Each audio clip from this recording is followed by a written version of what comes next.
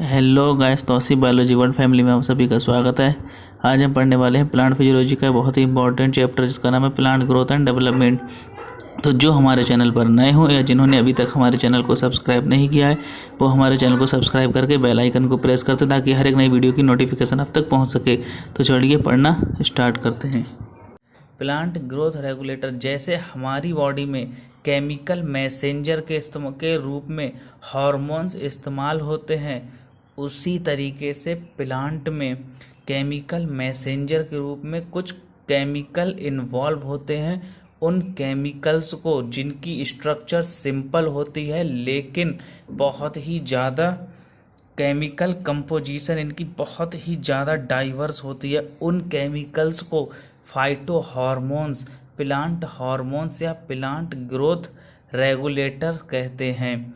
ये इनकी diverse chemical composition होती है, तो ये इंडोल कंपाउंड भी हो सकते हैं, एडिनिन डेरिवेटिव्स भी हो सकते हैं, कैरोटीनॉइड डेरिवेटिव्स भी होते हैं, टर्पीन्स भी हो सकते हैं और गैसेस भी हो सकते हैं।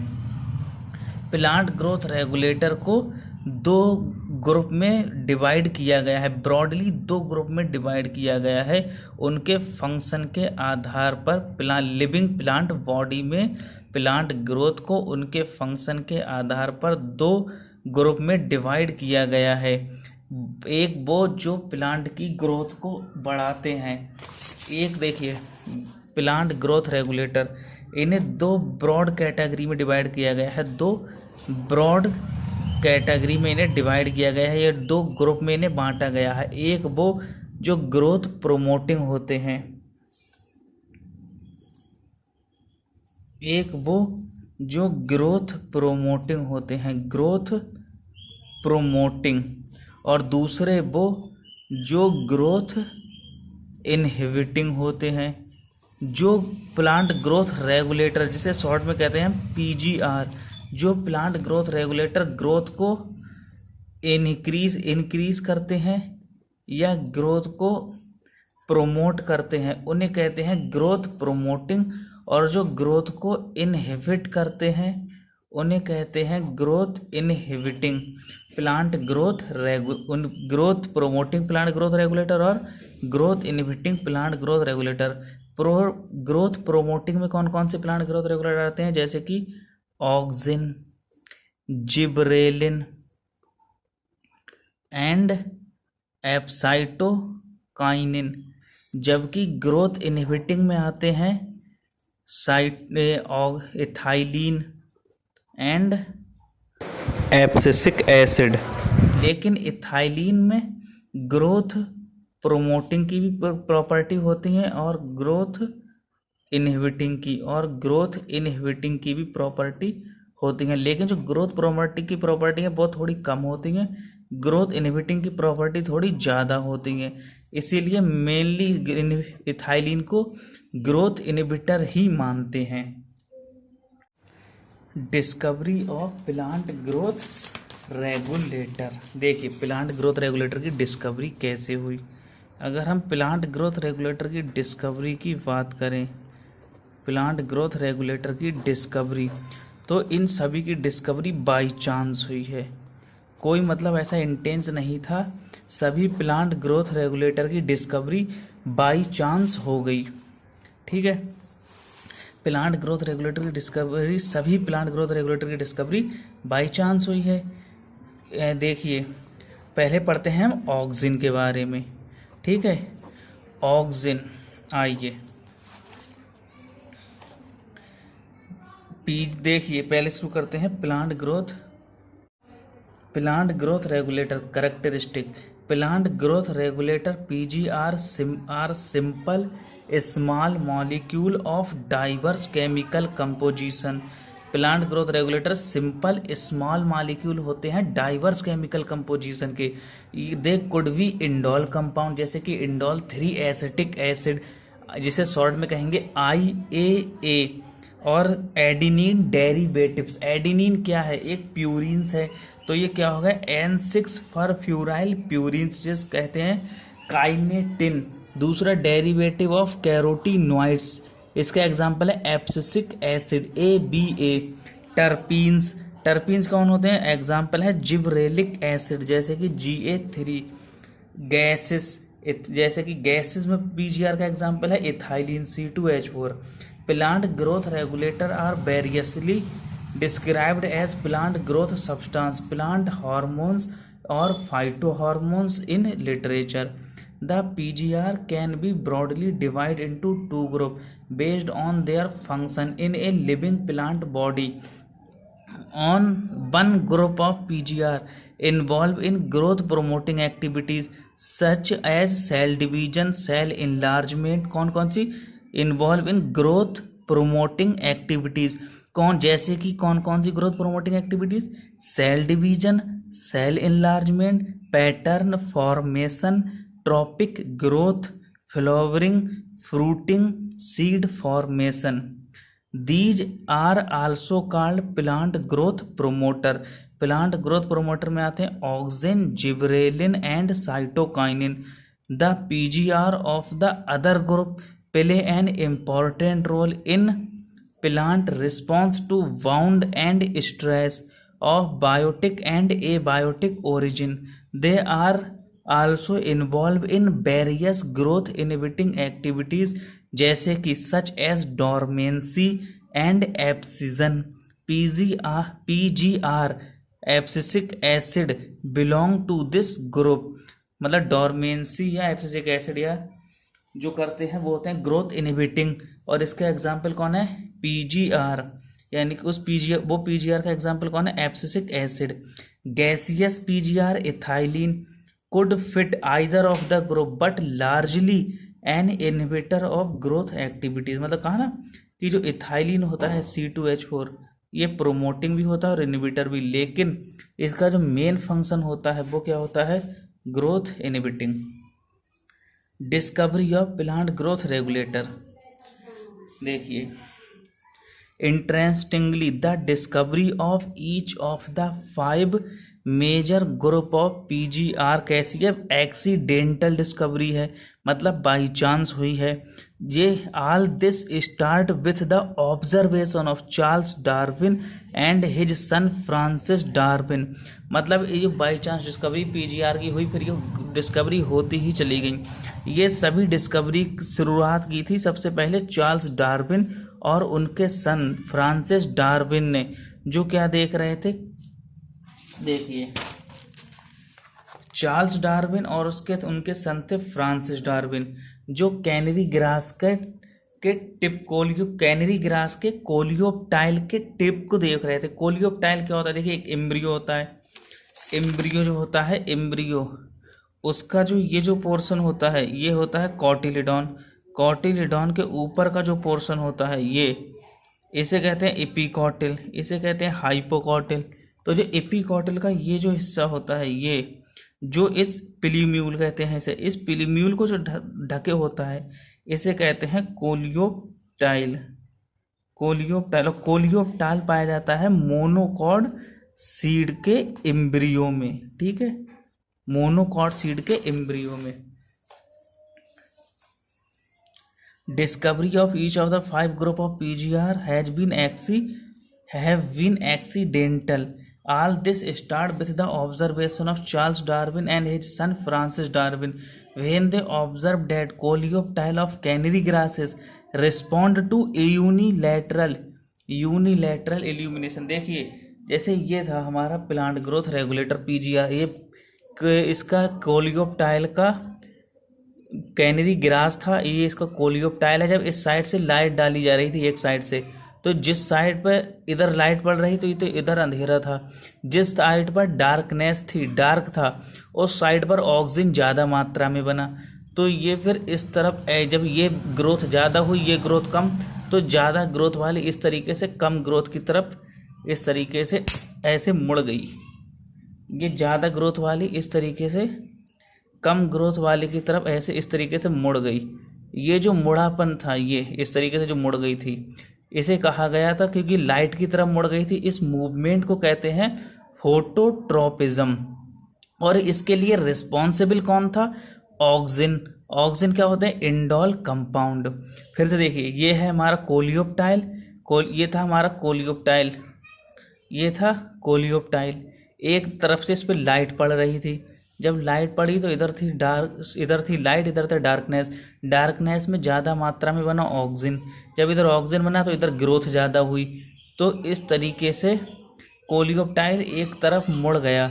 इस मुड़ने ये कहा यूनिलैटरल इल्यूमिनेशन, जब लाइट का किया गया, एक ही साइड से लाइट डाली गई, एक तरफ लाइट की तरफ ये मुड़ गया, इसे कहा गया फोटोट्रॉपिज्म। देखिए, Interestingly, the discovery of each of the 5 major group of PGR has been accidentally. All this start with the observation of Charles Darwin. देखिए, Darwin and his son Francis Darwin, they observed coleoptile of canary grasses respond to unilateral illumination by growing toward the light source, जिसे कहा गया phototropism. After a series of experiment, it was concluded that tip of coleoptile, जो oxygen कहाँ बनता है, हमेशा tip पर ही बनता है, चाहे वो शूट टिप हो या रूट टिप हो या टिप ऑफ कोलियोप्टाइल हो, हमें कोलियोप्टाइल शूट टिप का ही एक पार्ट है। After a series of experiment it was conclude that tip of coleoptile boys the site of transmittable influence that cause the bending of the entire coleoptile. Oxygen को सबसे पहले isolate किया था by F.W. Bent ने from tip of coleoptile of oat seedling.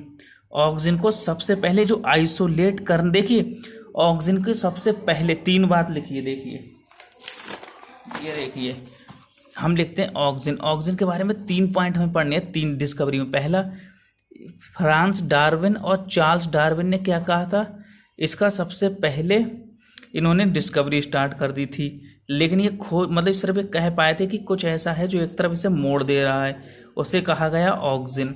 फिर इसे सबसे पहले आइसोलेट किया था F.W. बेंट ने, लेकिन ऑक्सीजन को सबसे पहले ऑक्सीजन की सबसे पहले डिस्कवरी जहां हुई थी वो हुई थी ह्यूमन यूरिन में। ठीक है, फ्रांस डार्विन, चार्ल्स डार्विन ने इसे कोलियोप्टाइल की टिप पर देखा था। F.W. बेंट ने ओएट जो प्लांट होता है, ओएट प्लांट, उसके सीडलिंग से इसे, ओएट प्लांट के कोलियोप्टाइल से इसे आइसोलेट किया था, लेकिन सबसे पहले इसकी डिस्कवरी हुई थी ह्यूमन यूरिन में। Auxin was first isolated by of F.W. Went from tip of coleoptile of oat seedling. आइए सबसे पहले पढ़ते हैं ऑक्सीजन के बारे में, जहां पर अब समझने का होगा उसे हम बहुत ही बढ़िया तरीके से समझते भी चलेंगे। देखिए, ऑक्सीजन बना है ग्रीक वर्ड से, जिसका मतलब होता है टू ग्रो। सबसे पहले ऑक्सीजन को आइसोलेट किया गया था ह्यूमन यूरिन से।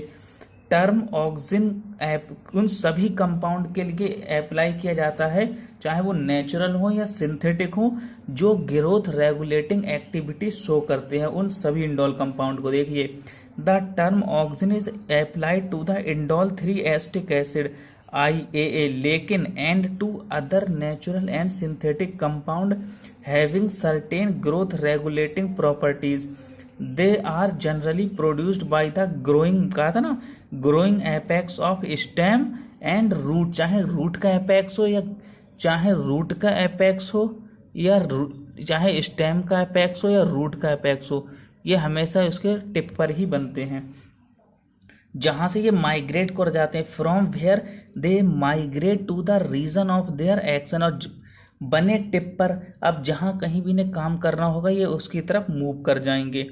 ऑक्सीजन, देखिए ऑक्सीजन सिंथेटिक भी होते हैं और नेचुरल भी होते हैं। जो नेचुरल ऑक्सीजन होते हैं, जो सिंथेटिक ऑक्सीजन है वो है 2,4-D और दूसरा है NaA, जबकि जो नेचुरल ऑक्सीजन है वो है IAA एंड IVA।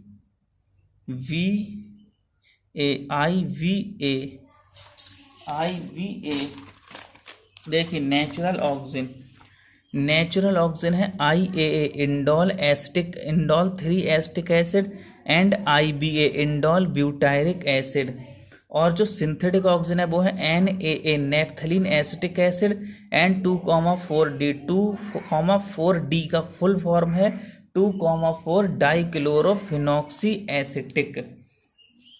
अगर हम इसके फंक्शन की बात करें तो ऑक्सीजन कटा, अगर कोई हमारा स्टेम कटा पड़ा है, कोई ये है टिश्यू है, कुछ इस तरीके से टिश्यू है हमारे पास, अब हम इसमें अगर ऑक्सीजन डाल दें तो ये इस टिश्यू से रूट निकाल देता है, इसे यहाँ से रूट का इनिशिएशन कर देगा।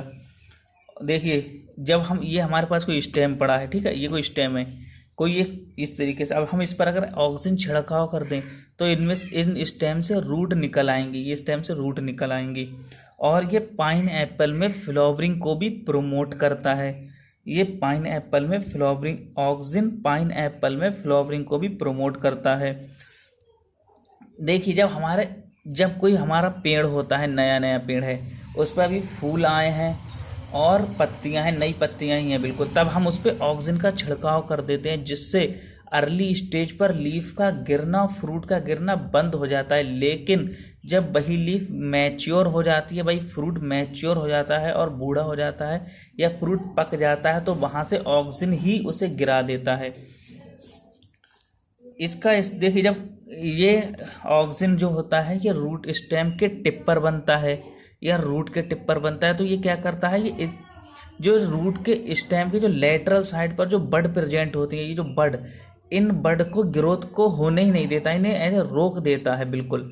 लेकिन जैसे ही हम इसके टिप को काट कर हटा दिए, जब हमने इसके टिप को काट के हटा दिए, जब टिप ही हट गई तो ऑक्सीजन ही नहीं बनेगा। जब ऑक्सीजन नहीं बनेगा तो इन जो लेटरल बड होती हैं, इनकी ग्रोथ होने लगती है और बहुत तेज़ी से ये बढ़ने लगती हैं। इनका इस्तेमाल किया जाता है टी प्लांटेशन में, जो हमारी चाय की खेती होती है उसमें चाय की प्लांट से ये पत्तियां, ऊपर की टिप हटा दी जाती है, क्योंकि और से ज़्यादा मात्रा में है पत्तियां मिलती हैं। क्योंकि चाय क्या होती है, चाय पत्तियां ही तो होती हैं और पत्तियां एक्सिलरी बड पर आती हैं ज़्यादातर, तो हम चाहते हैं कि ज़्यादा से ज़्यादा हमें पत्तियां मिलें, इसी वजह से हम हटा देते हैं उसके टिप को काट कर, हम इसके टिप को काट कर हटा देते हैं। इस प्रक्रिया को कहते हैं डीकैपिटेशन, और इसका इस्तेमाल झाड़ियाँ बनाने में किया जाता है। जो जैसे कि कोई फुलवाड़ी होती है तो हम चाहते हैं कि और भारी सी लगे, इसकी चारों तरफ पत्तियाँ ही पत्तियाँ, तो वहाँ भी डीकैपिटेशन का इस्तेमाल किया जाता है। डीकैपिटेशन किसके लिए इस्तेमाल करते हैं कि हम प्लांट की टिप को काट कर हटाते हैं, उसे कहते हैं डीकैपिटेशन।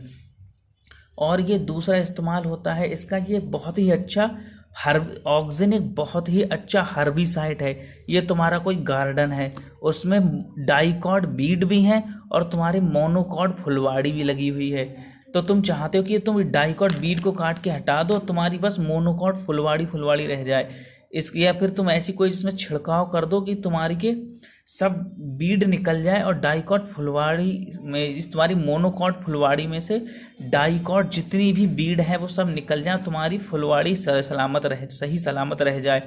उसके लिए ऑक्सीजन का इस्तेमाल करते हैं। ऑक्सीजन में जो सबसे बेहतरीन ऑक्सीजन है वो होता है 2,4-D, जो बहुत ही अच्छा एक हर्बिसाइड होता है। और जो बीड फ्री लॉन होते हैं, तुमने देखा होगा खूबसूरत से गार्डन होते हैं, उसमें इसका इस्तेमाल किया जाता है गार्डनर के द्वारा या माली के द्वारा। और इसका एक फंक्शन ये भी है कि ये जाइलम के डिफ्रेंसिएशन को बहुत तेज़ी से बढ़ा देता है, जिससे ज़्यादा से ज़्यादा मात्रा में जाइलम बनेगा, ज़्यादा से ज़्यादा कंडक्शन होगा और तो प्लांट की ग्रोथ भी बहुत तेज़ी से होगी। क्योंकि यार जाइलम ही नहीं होगा तो कंडक्शन ही नहीं होगा तो प्लांट की ग्रोथ कैसे बढ़ेगी। इसलिए जाइलम का डिफ्रेंसिएशन कराता है, जाइलम ज़्यादा होंगे, कंडक्शन ज़्यादा होगा, प्लांट की ग्रोथ ज़्यादा होगी। और ये सेल डिवीजन को भी प्रोमोट करता है, ज़्यादा से ज़्यादा सेल बनेंगी, ज़्यादा से ज़्यादा प्लांट की ग्रोथ होगी। आइए, ऑक्सीजन बना है किससे, ग्रीक वर्ड से, जिसका मतलब होता है ऑक्सीजन। ऑक्सीजन का मतलब होता है टू ग्रो। इसे सबसे पहले आइसोलेट किया गया था ह्यूमन यूरिन से। कह रहे हैं the term oxygen is applied to indole 3 acetic acid IA and to the other natural and synthetic compound having certain growth regulating natural and synthetic compound and to the other natural and synthetic compound having certain growth regulating properties. They are generally produced by the growing apex of the stem and root. जहाँ से ये migrate कर जाते हैं to the region of their action. Oxygen जैसे कि like IAA indole 3 acetic acid and IBA indole butyric acid किससे निकाले जाते हैं, प्लांट से निकाले जाते हैं, तो ये नेचुरल। लेकिन जो NaA होता है, naphthalene acetic acid and 2,4-D 2,4 dichlorophenoxy acetic, ये सिंथेटिक ऑक्सीजन होते हैं, मतलब इन्हें बनाया जाता है ह्यूमन के द्वारा। All these auxins have been used extensively in agriculture में एंड हॉर्टिकल्चर में। They help to initiate rooting in stem cutting and applicable by they help to initiate rootling in stem cutting, an application widely used for plant propagation. Auxin promote flowering, example in pineapple. They help to prevent flower and leaf drop at early stage, but promote the abscission of older mature leaves and fruit. The most higher plant, the growing apical bud inhibit the growth of lateral या axillary bud. इस phenomena को कहते हैं apical dominance. Removal of shoot tip को कहते हैं decapitation. Usually result in the growth of lateral bud. It is widely applied in tea plantation, haze making. Norm देखिए generally क्या होता है कि male gamete and female gamete आपस में मिलकर के क्या बनाते हैं, फर्टिलाइजेशन करते हैं और जाइगोट बनाते हैं। जाइगोट फ्रूट बनाता है, लेकिन इस पर ये क्या करता है कि फर्टिलाइजेशन की जरूरत ही नहीं होती है, ऐसे ही फ्रूट बना देता है। जो फ्रूट बिना फर्टिलाइजेशन के बने उन फ्रूट को कहते हैं पार्थिनोकार्पिक फ्रूट। मतलब जो पार्थिनोकार्पिक फ्रूट होंगे उनमें सीड नहीं होगा, क्योंकि वहाँ फर्टिलाइजेशन ही नहीं होगा तो सीड ही नहीं बनेगा। पार्थिनोकार्पिक फूड जो पार्थिनोकार्पी एक तरीके का एसेक्सुअल रिप्रोडक्शन ही है, जो कि सेक्सुअल रिप्रोडक्शन की तरह लगता है। देखिए auxin also induce parthenocarpy in tomato. They are widely used as herbicide 2,4-D, widely used to kill dicotyledonous weed, does not affect mature monocotyledonous plant. It is used to prepare weed-free lawn by gardener.